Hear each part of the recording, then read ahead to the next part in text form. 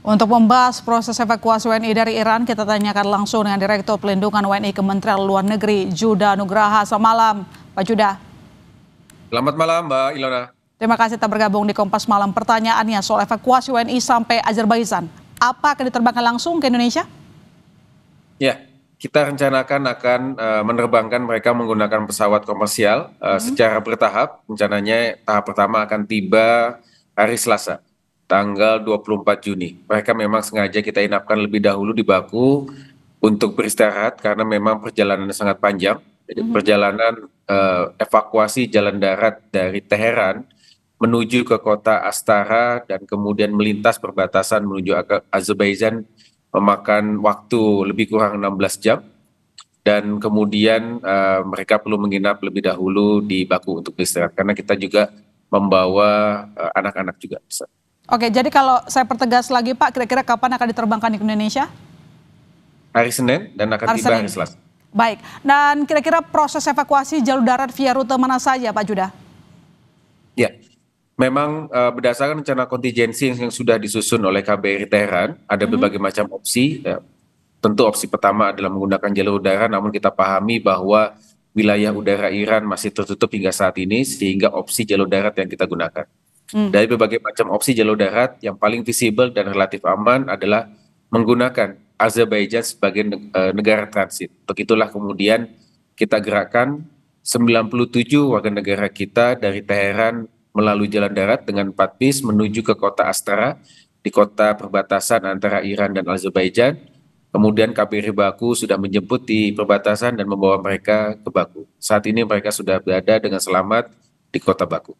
Ya, syukurlah. Tapi kira-kira Pak, langkah apa, dan kita tahu kan sekarang ini siaga 1 yang disampaikan kemarin oleh Menlu begitu. Apakah memang melihat tensi yang semakin memanas antara Israel dan juga Iran yang tidak berhenti saling menyerang yang membuat pemerintah akhirnya bergerak cepat untuk memulangkan WNI kembali ke Indonesia? Betul, Mbak Ilona. Jadi Kementerian Luar Negeri dan KBRI Teheran beserta perwakilan RI yang ada di sekitar terus memonitor dari dekat situasi keamanan yang ada di negara Timur Tengah, terutama di Iran. Kami melihat ada potensi eskalasi yang tinggi karena serangan Iran bukan saja saat ini menyasar instalasi militer dan instalasi nuklir, namun juga instalasi sipil, ya, termasuk juga instalasi energi. Bahkan sebagaimana diketahui, kantor berita Iran juga diserang dan jaraknya itu tidak jauh dari KBRI Teheran. Nah, untuk itulah kemudian kita memutuskan, ya, Bapak Menlu sudah memerintahkan agar meningkatkan status siaga 1, di mana siaga 1 itu artinya kita menilai situasinya sudah membahayakan jiwa masyarakat kita dan oleh karena itu kita aktif melakukan langkah-langkah kontingensi evakuasi. Namun memang kami sampaikan bahwa dari town hall meeting secara virtual yang kami lakukan dengan para WNI yang ada di sana, sebagian memang masih memilih untuk tetap tinggal di Iran karena merasa masih aman. Memang kita pahami mayoritas WNI kita yang ada di kota Qom, ya, sejumlah sekitar 250-an memang relatif tidak diserang. Namun sekali lagi kami selalu menyampaikan potensi eskalasi ke depan dapat tinggi. Tadi sebagaimana tadi Mbak Ilona juga sampaikan, kota Ras yang ada di utara yang relatif tidak pernah diserang saat ini juga sudah diserang.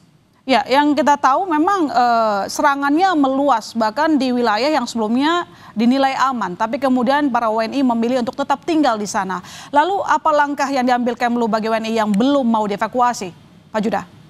Ya, pertama KBRI Teheran sampai saat ini tetap beroperasi penuh. Jadi teman-teman di KBRI terus menjalin komunikasi dengan para WNI, ya, dan kemudian kita selalu menghimbau, ya, bagi yang tetap menetap agar mengurangi pergerakan keluar rumah untuk hal-hal yang non esensial dan sedapat mungkin mengikuti arahan evakuasi yang sudah ditetapkan oleh KBRI Teheran. Jangan menunggu sampai situasi menjadi keotik karena tentu ketika suasananya sudah semakin keotik, kemampuan KBRI akan sangat terbatas untuk bisa melakukan langkah-langkah penyelamatan.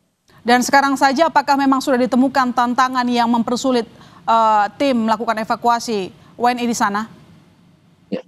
Untuk sementara waktu memang pada saat kita mengevakuasi kemarin relatif lancar dan aman. Namun sekali lagi pada saat di perbatasan juga sudah mulai padat, ya. Banyak warga juga yang menggunakan perbatasan Iran Azerbaijan untuk jalur mengungsi seperti itu.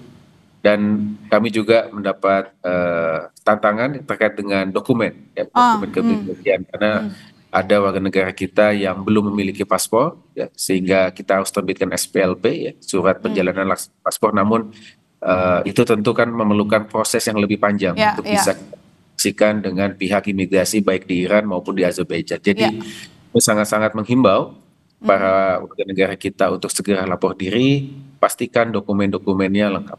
Dan sejauh ini sebenarnya keberadaan WNI di sana masih aman ya Pak Judah, tapi kira-kira mayoritas alasan para WNI enggan pulang ke tanah air apa Pak?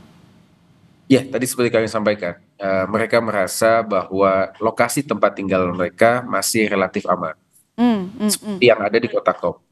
Mayoritas WNI kita memang ada di sana, mahasiswa dan pelajar yang memang saat ini relatif tidak diserang oleh pihak Israel. Namun lagi potensi kan ke depan dapat meluas, ya, seperti itu. Ya, jadi sejauh ini alasan satu-satunya adalah menganggap bahwa wilayah mereka aman, tidak mendapatkan serangan. Tapi begini Pak, kira-kira selama ini sejauh ini pemerintah RI bekerja sama dengan otoritas lokal di Iran atau negara ketiga dalam proses evakuasi?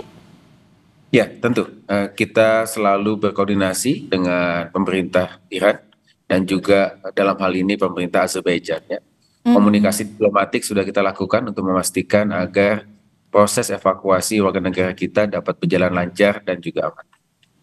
Sejauh ini Pak yang kita tahu, tapi koreksi kalau saya salah ya Pak Judah, ada total 578 WNI di kedua negara baik di Israel maupun Iran. Jadi targetnya bagaimana untuk menyelamatkan mereka mau pulang ke Indonesia, karena ini tampaknya eskalasi makin panas Pak Judah.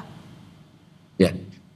Dalam catatan KBRI Teheran tercatat ada 386 warga negara yang menetap di Iran, dan kemudian yang ada di wilayah Israel, KBRI Aman mencatat ada 194. Nah, untuk yang wilayah Israel juga KBRI Aman sudah melakukan town hall secara virtual dengan para WNI, menyampaikan langkah-langkah evakuasi, dan saat ini ada 4 yang menyatakan ingin dievakuasi dan sudah dievakuasi saat ini, dan posisi mereka sudah berada di kota Aman, Yordania. Ya, namun sekali lagi, ya, memang tantangan kita adalah kesadaran, ya, masyarakat kita jangan menunggu sampai situasi chaotic. Don't wait until last minute. Ya, termasuk soal ini mungkin Pak Judah yang disampaikan oleh pemerintah, apakah juga termasuk bahwa dalam 2 minggu nanti Presiden Amerika Serikat Donald Trump akan memutuskan ikut campur langsung atau tidak dalam perang Israel-Iran. Kalau itu terjadi, artinya situasi akan makin chaos. Apakah ini juga disampaikan kepada WNI yang sampai saat ini memilih untuk tetap tinggal di Iran? Ya, informasi-informasi asesmen keamanan selalu kita sampaikan kepada warga negara kita. Oleh karena itu kita minta mereka bijak, ya, dalam mengambil keputusan. Sekali lagi sesuai dengan Undang-Undang 37 tahun 99 mengenai hubungan luar negeri, sudah menjadi tanggung jawab negara untuk melakukan evakuasi dari situasi yang membahayakan jiwa warga negara kita ke lokasi yang aman. Namun sifat evakuasi itu sendiri adalah voluntary. Ya, kami tidak bisa memaksa mereka untuk ikut evakuasi. Jadi kesadaran masyarakat tentu menjadi kunci di sini. Pak Judah tadi menyampaikan bahwa kesulitan salah satunya terkait dengan dokumen yang belum lengkap begitu ya. Nah, biasanya ketidaklengkapan dokumen itu seperti apa? Apakah juga sulit untuk memenuhi dokumen itu, atau kemudian nanti mungkin tim evakuasi akan membantu mereka melengkapi dokumen kalau bersedia pulang?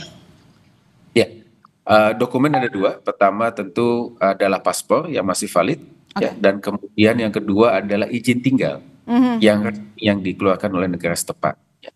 Nah, dalam berbagai macam kasus seperti pengalaman kita ketika mengevakuasi warga negara kita dari Lebanon, dari Suriah, yang ada beberapa mereka berstatus undocumented, ya, tetap akan kita bantu, namun memang memerlukan waktu yang lebih lama untuk bisa berkoordinasi dengan otoritas tempat. Ya, oleh karena itu, artinya harus melapor lebih cepat, begitulah ya Pak Judah.